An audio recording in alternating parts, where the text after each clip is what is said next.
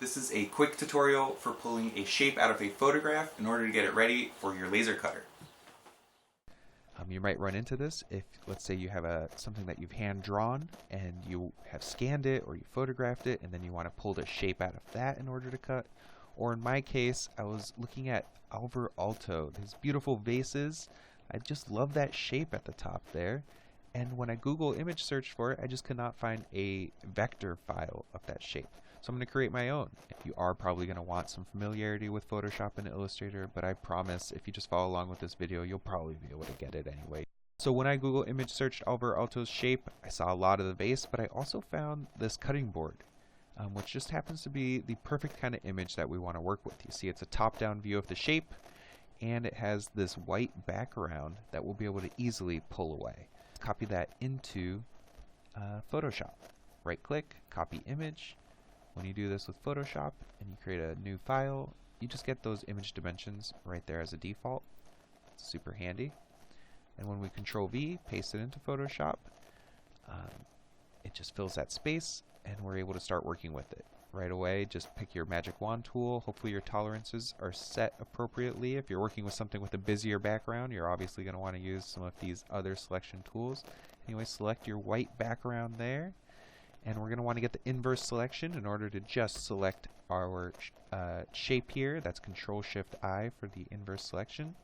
Create a new layer, and using your paint bucket tool, fill is black here. I'm just going to fill that in, and we're ready to go. That's our Alvar Aalto shape, totally separated from the original file format. We're going to Control-A to select all, Control-C to copy, and bring that over to Illustrator.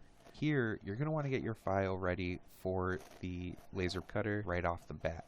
Most of them have a specific size requirement. The last one that I worked with actually required a 12 by 12 inch document in order to work with. You might want to change your unit of measurement depending on what you're working with and just change that width and height. Anyway, when you click OK, you've got your file ready to go. So let's paste our image straight in from Photoshop, and there you have it. Bring it up to your top left corner. You're going to want to leave a margin of about ½ an inch in order for your laser cutter to be able to actually cut that out within its boundaries. And this is still a raster image. So let's work Illustrator's magic and turn it into a vector image. Select image trace, and now we have vectorized our image. We do want to expand it now also. This is a new option that's appeared now that it's been vectorized. Expanding it just separates the colors out, which is just white and black in this case. So you can see if I drag it over the gray, you still have a white background. Go ahead and select your magic wand tool, select just that white background, hit delete, and there you have it. Your image is now just that black portion. Bring it back onto your document. And remember, your laser cutter is only looking at the edges of the shape that you're working with.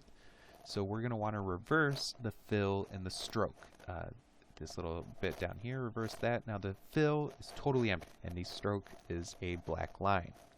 So we're actually going to turn this into 0.0001. That's 3 zeros and a 1. Hit enter. You can see your path is now laser thin and ready to go.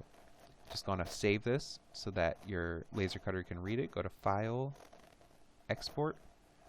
Some laser cutters can work Illustrator file types, but just about all of them work with this file type here called .dwg.